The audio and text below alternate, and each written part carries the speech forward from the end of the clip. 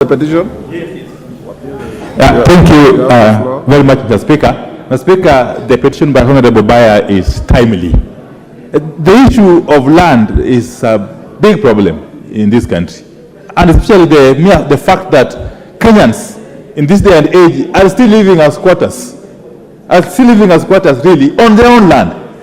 Mr. Speaker, the mere fact from what I've heard in the petition, the mere fact that those residents have stayed on that land for over 50 years is reason enough for the land to revert to them, really.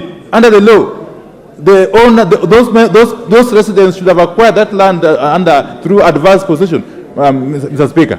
Even the idea of a phantom company emerging from the blues and then laying claim to land shouldn't have arisen. These residents should have been given title to this land long time ago, and I think this issue should be addressed expeditiously by the relevant committee. But not only this issue in Kilifi or Kilifi North, it's an issue that is actually the public is facing all over the country, especially the coast and other parts of the country, Mr. Speaker. So I think this petition is merited and should be dealt with expeditiously.